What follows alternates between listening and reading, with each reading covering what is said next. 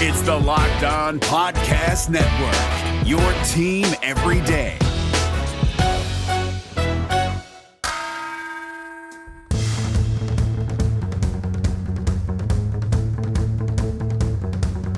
You are Locked On Pelicans, your daily New Orleans Pelicans podcast. Part of the Locked On Podcast Network, your team every day. Welcome to another edition of Locked On Pelicans, the daily podcast covering your favorite team, the New Orleans, part of the Locked On Podcast Network. Team every day, available wherever you host. Pelicans at Nola Jake on Twitter. On this Thursday, draft day. It's here. We've made it, navigating through this kind of crazy offseason for the Pelicans. Pelicans now at 17 in the first round, not 10 after that trade with the Memphis Grizzlies. So we're going to break down the draft from a couple of different angles. First and foremost, just what to expect in general tonight. This is a big, important day in the NBA where things start to get remade. Players get obviously drafted. What to in the first couple of picks and the draft really start, because it doesn't start at 1. We'll take a look at that. What are some of the trades that might impact the draft, not from the Pelicans, but from other teams? And then in the second segment, we'll get into the Pelicans at 17 now, assuming they don't trade the pick.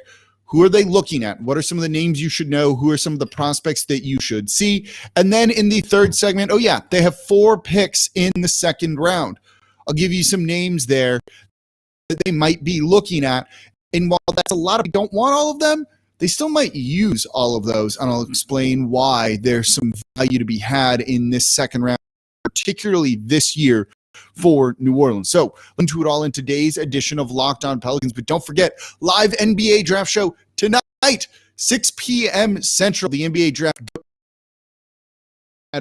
for Locked On NBA draft host on NBA host John Corral. Going to be live in studio, Cup 2021 NBA draft on NBA Draft 2021, brought to you by Built Bar. You're going to get local expert analysis on each pick immediately. Pelicans make their pick. I'm going to be on there through Zoom, like in the magic of studio, breaking it all down. So follow on NBA page today and get ready for the live coverage beginning an hour before the draft at 6 p.m. Central. So what's going to go down tonight? This is an interesting draft because, again, I think there are 4 guys that are basically locks. The first pick is going to be to Detroit. Then it's going to go Jalen Green to Rockets. Evan Mobley is likely going to be picked by the Cleveland. And then Jalen Suggs, most likely being picked at 4 by Toronto, unless they ended up trading or something like that. But Jalen Suggs probably going to go 4th in this draft. After that is when things really start. Seeing a guy like Jonathan Kuminga, a guy that I think many had pegged to be the 5th overall pick, really start to fall and see his stock drop. Whereas Scotty Barnes out of Florida State, his stock has really started. Does he go 5th? Is it Kuminga? And how does that affect things? Does James Bouknight go in the top 7? That seems like it could easily happen, the shooting guard out of UConn. And then gets kind of, we've heard a lot about Josh Giddey, maybe Memphis trading up to the Pelican spot at 10 to try and get him. If that's the case, what if he goes a pick or 2 early? Does that change the way the draft shakes out? And it very well might. So after the first 4 picks, pick 5 is when things start to get a little bit unknown, and we're not quite sure what's going to happen at that point. And then what trades might influence this, particularly the Golden State Warriors in the lottery at 7 and 14. They want to win now play. Simmons, but are the 76ers, is Philadelphia going to accept a trade of 7-14 and some other, and James Wiseman, for a guy like Ben Simmons, because that doesn't help them win right now? I think that's where things get really interesting. Could Damian Lillard get moved for 7-14 and a bunch of other stuff? What about Bradley Beal too? These are all the names there. And then once the Warriors make those picks, once they make a pick at 7, that pick immediately loses trade value, and maybe deals can't get done then. So that's where this gets kind of interesting, and keep an eye on other teams that might move out of the first round. Charlotte at 11, You might see the Indiana Pacers try and trade out of the 13th overall spot. They want to retool and get back into the, continue to be in the playoffs and be way more competitive. And so you've got a number of teams that could end up moving, end up getting out of their spots. And it kind of means this draft is wide open. It also doesn't help things that, there's top 4 guys that people really like. And then after that, it's just a bunch of similar guys, right? I think you've got top 4, then you've got some guys that are maybe 5 to 9 in that range, about 5 picks there that are clearly kind of a second tier. And then from 10 on to like 25, they're kind of similar, at least 10 to 20. And that's part of the reason why I think the Pelicans were comfortable trading down from 10 to 17. They think they're going to get equal value at 17 than they would at 10, and maybe even feel better about drafting a guy they like. It was just too high to take him at 10. And so you can take him at 17 and it's not nearly as big of a deal.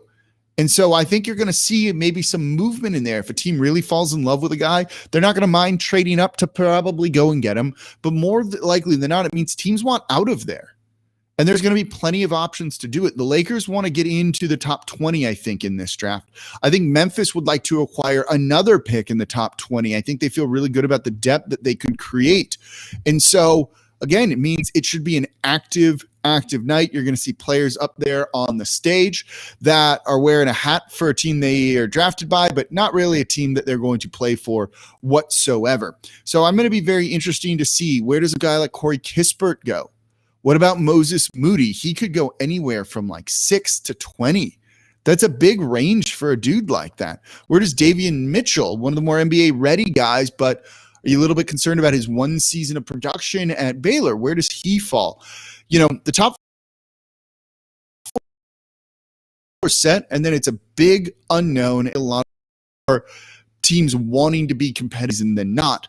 And that leads to, usually in theory, a lot of movement, but then teams just not doing anything because no one kind of wants to be that first domino and what have you. So the draft is going to be pretty interesting. It could be really wide open, and it's really going to come down to these individual teams' draft boards and how they're feeling about some prospects.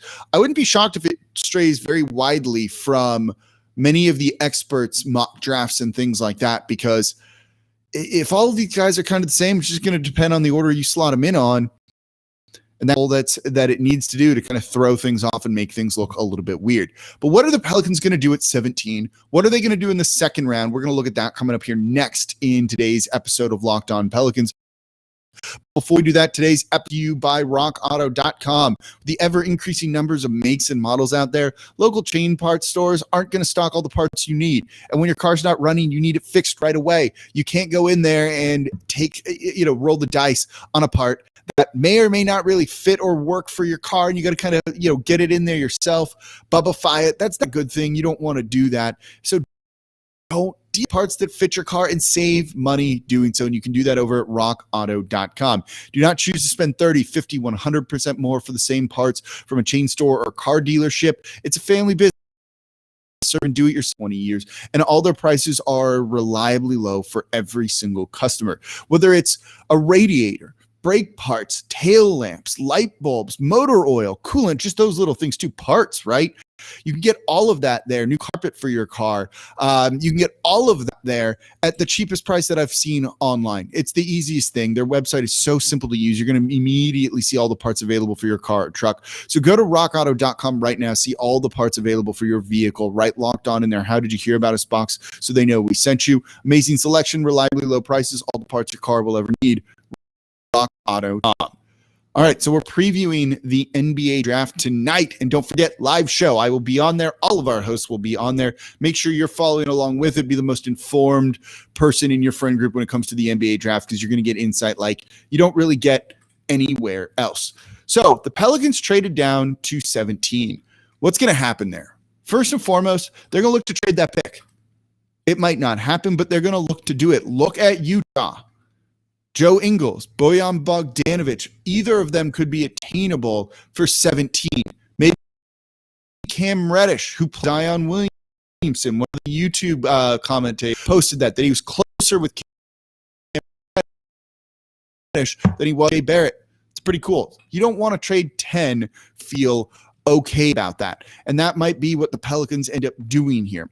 But let's say they keep the pick. As of the time that I'm recording recording this, no trade has gotten done. Let's say they keep the pick. Who are some players that they're going to be targeting at 17 overall? Leader here would be Trey Murphy, the forward from Virginia. Good size at 6'7.5". Not like one of those guys that's you could potentially end up drafting here. He is a knockdown shooter, shot 43% from deep last season. He's mainly a catch and shoot guy, spot up shooter, the outlet pass. He's got good length and size. He moves his feet really well, so he's a good one-on-one defender. He can work well off ball. And again, the shot is the most important thing with good size. That's pretty good. I think they don't want to have drafted him at 10, but I think they feel much more comfortable taking him at 17. It's a guy to kind of keep an eye on. You've also got a guy like Cam Thomas out of you that I think would make a really good fit there. This is a guy that can go out and score kind of with the best of them. I worry that he's a little bit selfish at times when it comes to not wanting to pass the ball and to go and get his own points, but he's going to be a good scorer. You can use guys like that very much so in the NBA, whether it's with the second unit, adding a little bit of depth there. Also, it's kind of cool to try and bring in a guy from LSU, not what the Saints do, but no reason the Pelicans shouldn't do that. And if you remember when Marcus Thornton was on the team, everyone loved him. It's just an easy guy to root for. I wouldn't be shocked if that's a direction that they go with. If they want more help on the wing, you've got a number of other players that could really do it. There's Ziaire Williams out of Stanford, who's one of the more intriguing prospects in the draft. He's huge. Over 6'8" on the wing. He's 19 years old, and he's got some decent ball handling to him. The three-point shot is inconsistent, but he's shown flashes of it, but he was under a 30% shooter in college his 1 year. But he does so much so well, and if he kind of works through these things, he's a guy that is going to be a 20-plus point per game scorer in the NBA. He's got to put on some muscle. He should do that pretty easily, I think, in the NBA, and he's going to improve immensely if he does that. It's a guy that could be so good and have two-way potential that it's just such a high upside pick. He's got more a boom or bust feel to him. But at 17, you can maybe take a flyer on a guy like that. It's just not someone who's going to help the Pelicans win right away. A guy that might need to spend some time in the G League, do that kind of redshirt year that you've heard David Griffin talk about with some of the other players on the roster as well. And look, we know about the stuff with Jackson Hayes, letting that all play out. We'll talk about that at a later date and time, but right now we are focusing on the draft. But yeah, I'm aware of it. Who knows what's going on there, and it's probably nothing good overall on both sides of this. Anyway, Sharif Cooper out of Auburn, a guard, could make sense. He can be a bit of a lead guard. He has some Chris Paul in him, some kind of floor general in him, I think. But he's not he can play make. He handles the ball really well. He's got decent size, 6'3", 6'4".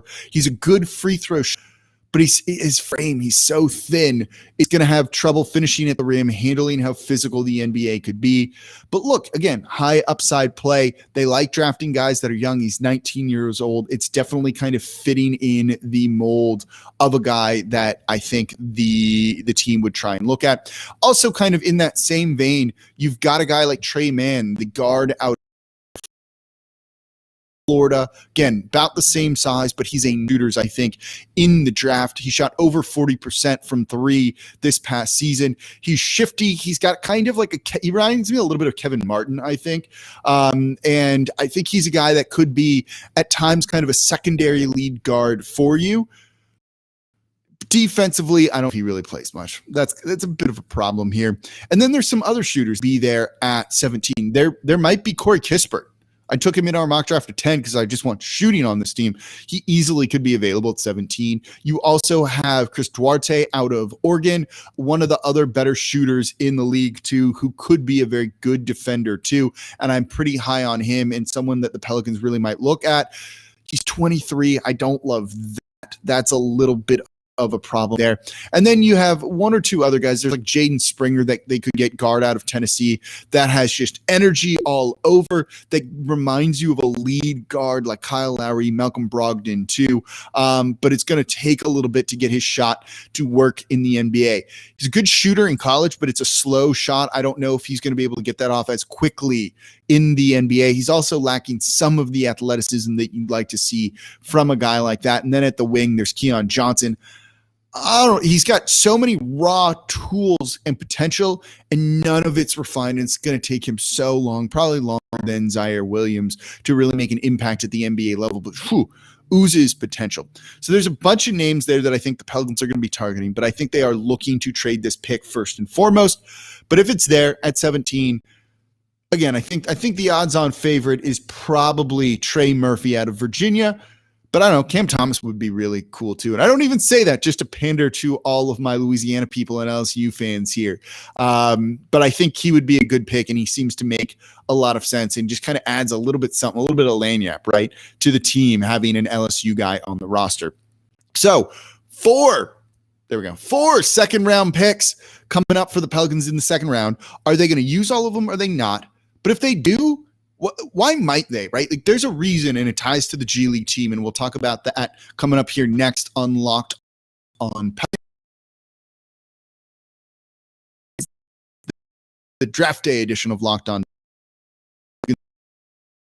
But before we get to that, today's episode brought to you by BetOnline.ag. Bet's still going on. You've got the Olympics. You want to make these games and matches, whatever, more interesting, you can do it over at BetOnline.ag. You can even bet on some of the NBA draft picks. Where's Josh Giddey going to go? Where's his over-under? He going to go in the top 10? Is he going to go after that? You're a smart NBA fan. I think he goes in the top 10. So there you go. There's a prop bet there that you can get in on, and you can do this all over at betonline.ag and make some money with your sports knowledge. So don't sit on the sidelines anymore. Get into the game. So head to the website using your mobile device, sign up today, and receive 50% welcome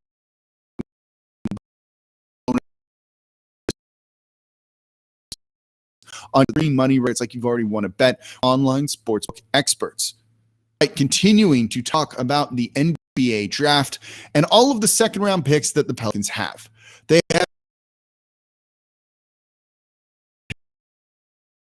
35, 43, 51 after the trade with the Memphis Grizzlies. A bunch aren't that valuable. Anyone who's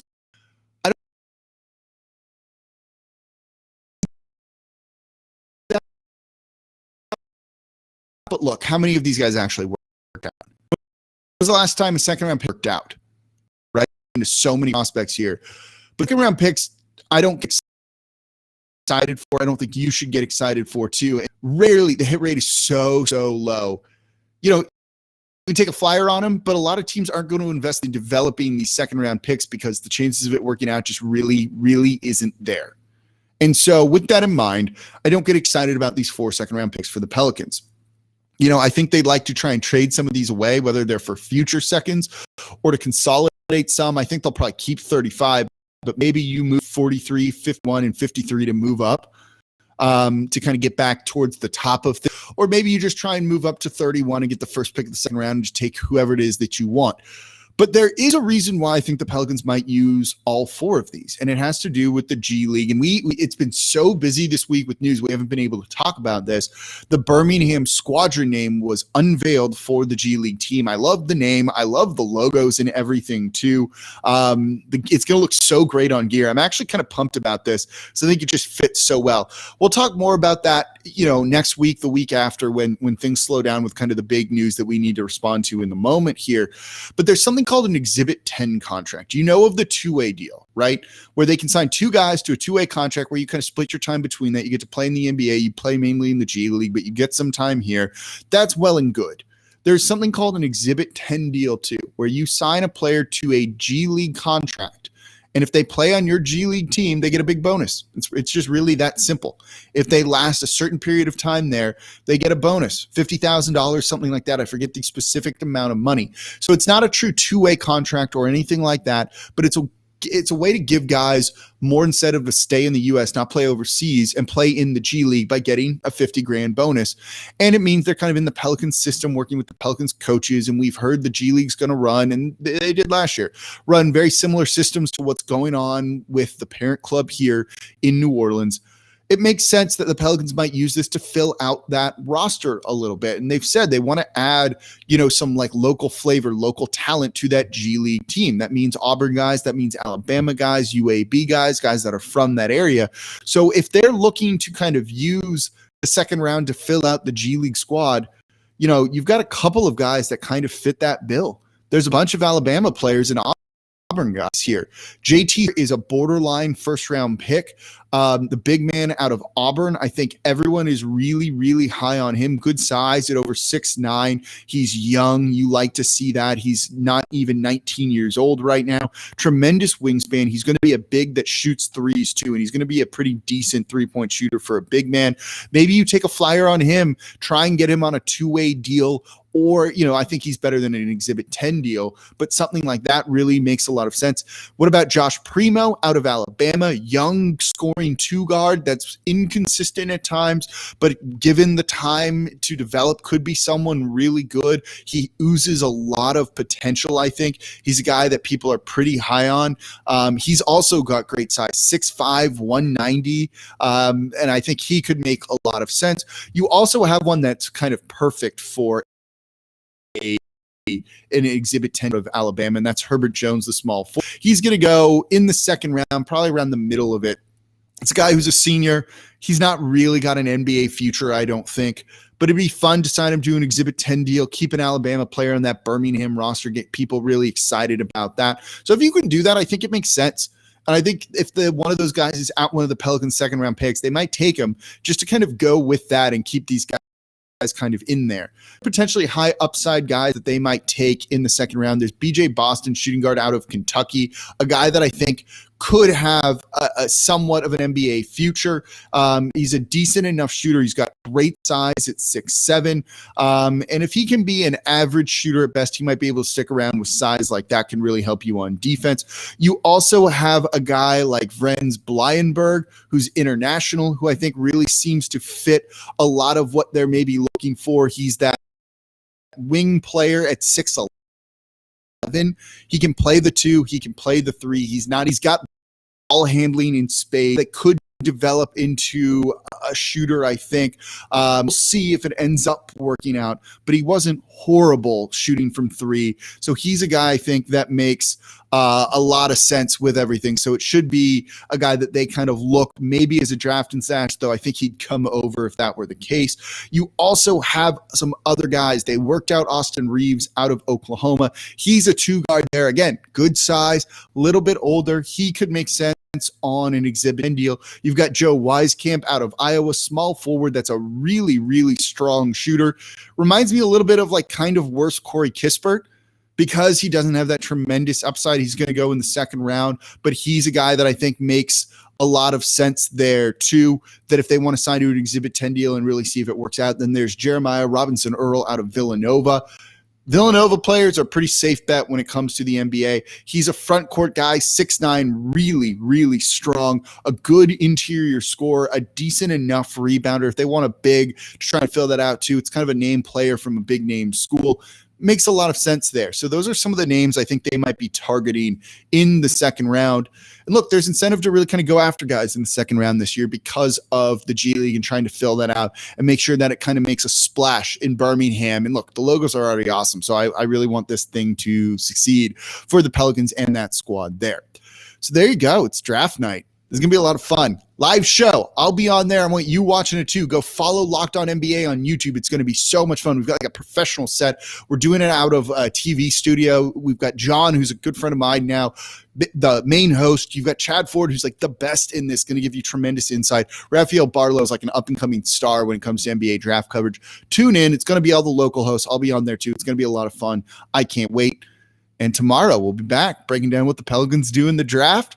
And then we might even need to do like a bonus show or two because free agency basically starts on Monday, Tuesday. We need a break. I don't know if we have enough time. We're running out of it. There's been so much going on. So you actually might get bonus episodes of Locked On Pelicans.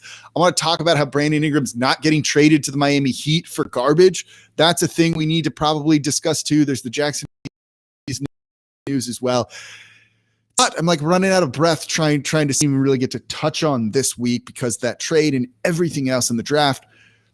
fun time to be a Pelicans fan. Let's just kind of leave it at that. So thank you all for listening. As always, I'm your host, Jake Madison, at NOLA Jake on Twitter. Be back with you all tomorrow.